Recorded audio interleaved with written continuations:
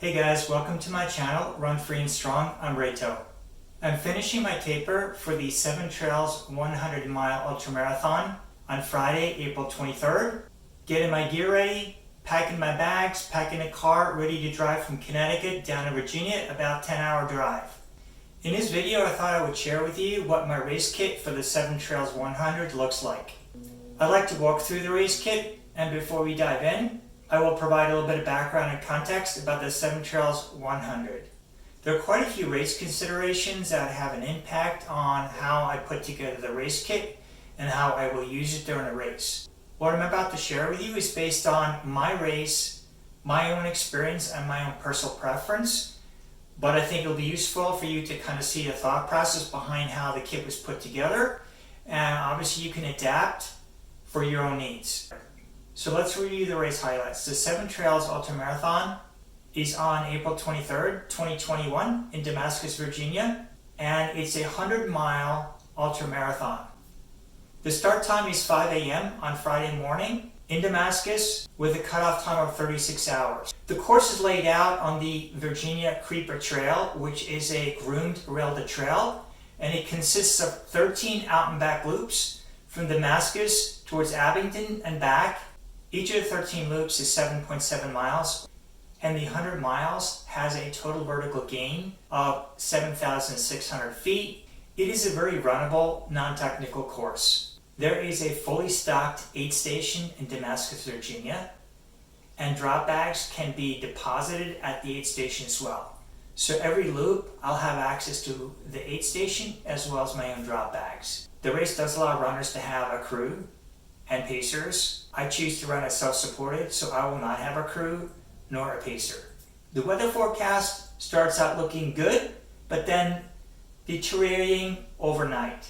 Daytime temperatures are expected to be about 65 degrees Fahrenheit, and we are expecting rain starting at midnight, and temperatures will drop to about 44 degrees Fahrenheit. So the first part is going to be great weather, the second part not so much. So let's dive into the race kit, and I've divided it into 4 buckets. First bucket is shoes and clothing. Second bucket is gear, which includes bags, hydration systems, tech, and other. Third bucket are what I call wellness and medical supplies. And fourth bucket is nutrition and hydration. We're going to put that to the side. We won't cover it in this video. I've created another video specifically on tips for fueling and hydration for ultramarathons. I'll put the link on top. So let's go with the first 3 buckets. So let's take a look at the first bucket, shoes and clothing. There's a lot on here, and it looks like I'm going away for a whole week. I'm not.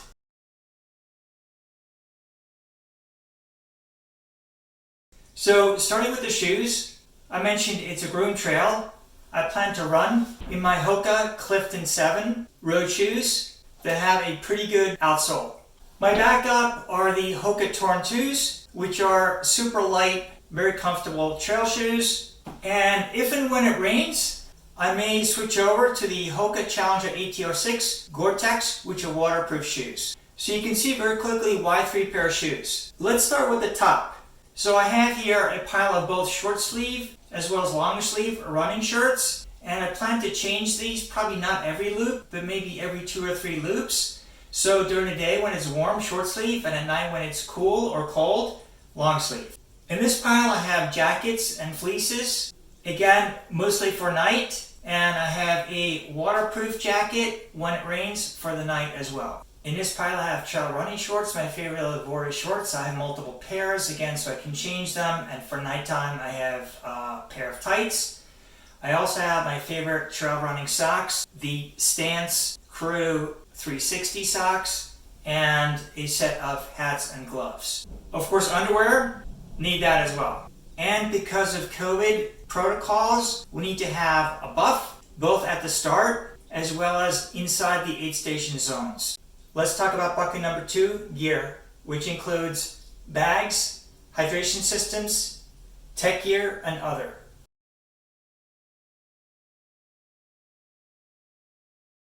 I have 2 types of drop bags. The smaller one is the Victory Sports Design Bear 3 bag.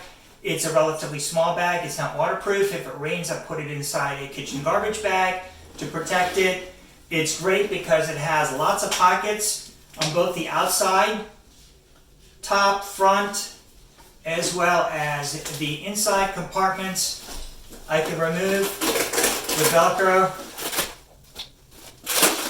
these drink coolers, which I'm probably not going to use.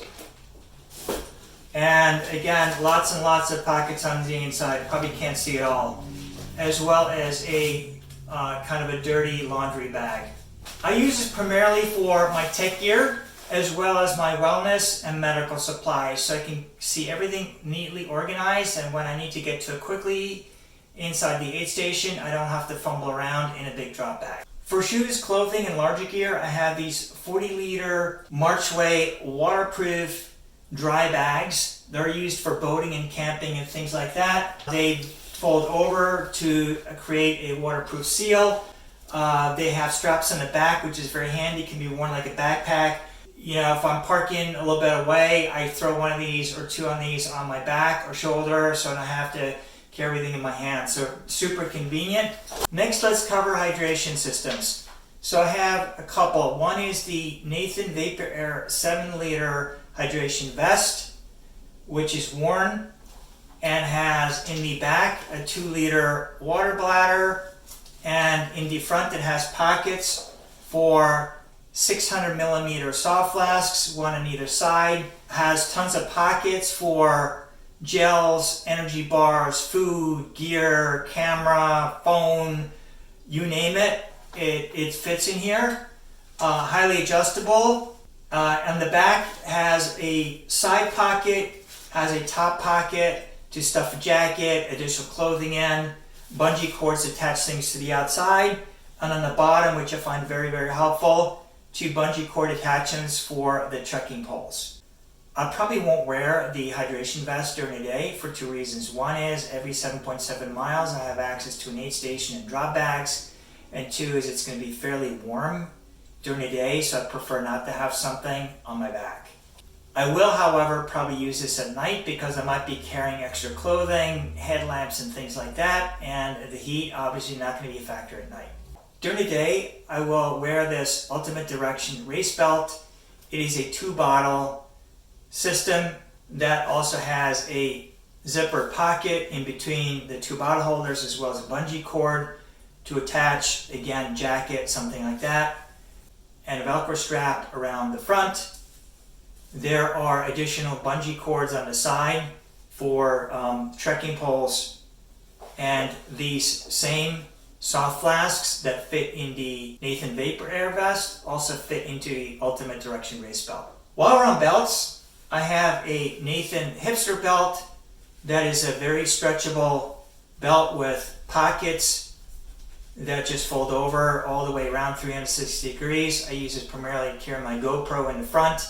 I can have some spare batteries, some additional gels or things during the day when I'm not bringing the bigger vest with me in here. And it does go together with the Ultimate Direction race belt. They don't interfere with each other. In the other gear category are these Black Diamond Carbon Z lightweight trekking poles that fold up, can be attached, as I mentioned, to the hydration vest, to the race belt, carried in my hands.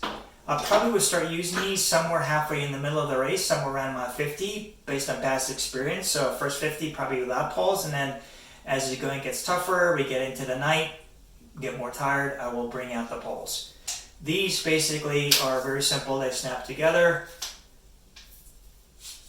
They're fixed length, and off we go. And when we're ready to pack them away, press the button, pull out, and boom, and we're done. So in terms of my kind of measurement tools, I'll have my Garmin Forerunner 945 with a battery life of 40 hours on GPS with 1-second tracking.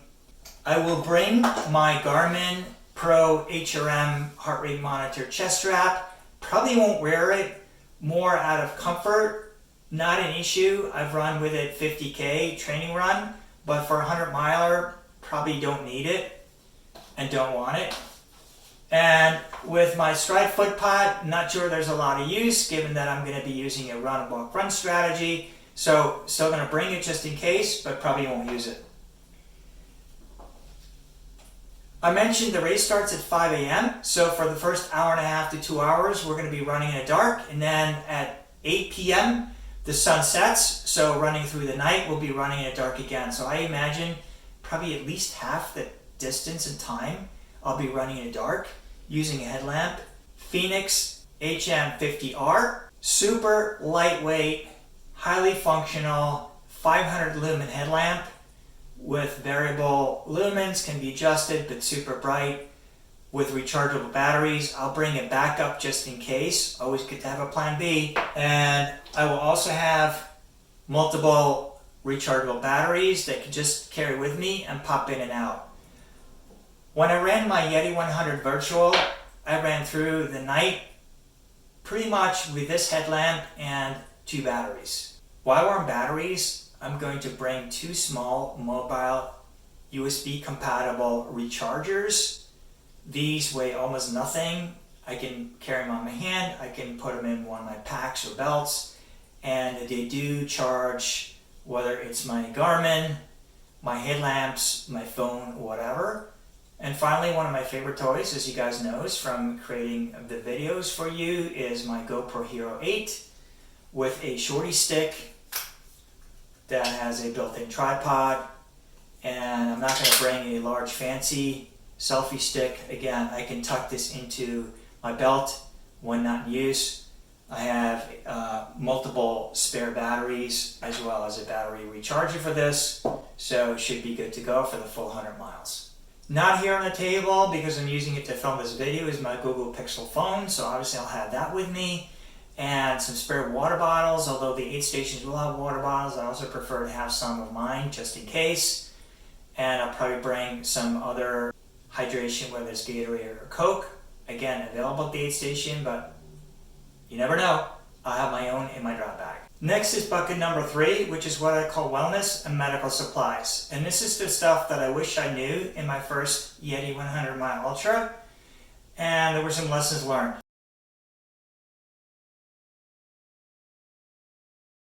Obviously, a couple of areas that we want to protect during the race, different for men and women. So from my own experience, let's start with the feet. I will lubricate my feet with Burt's Bees coconut foot cream.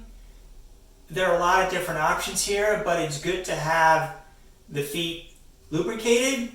I will then tape my feet around the toes and areas where I might get blisters using very simple sports tape. There are lots of videos on YouTube that show how to tape up. It made a huge difference. I lost all my toenails in the Yeti 100, and when I ran my second Ultra, the Yeti 100 Virtual, I taped my feet. No problems. No lost toenails, no blisters. In addition, I use Vaseline for areas where I might chafe, and on the nipples, I use an Aquaphor healing ointment. I will also bring some gauze pads, which can be attached with the sports tape where I need to, as well as some bandages. One thing I did not bring, luckily someone had some, was a disinfectant. I use hydrogen peroxide. There's other ones on the market. If we need to clean our feet, good to use a disinfectant. In addition, I'll bring some ibuprofen, Advil, and never know when nature calls. Yes, there are porta-johns in the aid station, but en route, I will put some of this in some baggies and have it with me just in case, and nail clippers just in case. I mentioned there's a 4th bucket, nutrition hydration, which I won't cover in this video. I've created a separate video. Again, it's linked on top and in the video description. The fully stocked aid station will have most, if not all, of my needs and requirements. However, I will bring some of my own things and have with me in a drop bag, as well as during the race in my vest and belt. These include things like peanut butter and jelly sandwiches, Cliff and Kind energy bars, bananas, my favorite brand of potato chips, as well as water, Gatorade as my electrolyte, and some Coke. I hope you found this video about my race kit for the 7 Trails 100 Mile Ultramarathon helpful, and if you did, would appreciate it if you gave it a big thumbs up. Hit that like button, it'll help YouTube show it to other people that may be interested. And if you're new to my channel, it would mean a lot to me if you subscribe to follow my journey. There'll be a race video coming out early next week, and then I'll start training for the Swiss Alpine 68K mountain trail race in Davos, Switzerland in July. There'll be content related to that and other cool stuff. So please think about subscribing. If you have any questions about the race kit, leave them in the comments below. Thank you for watching and see you in the next one.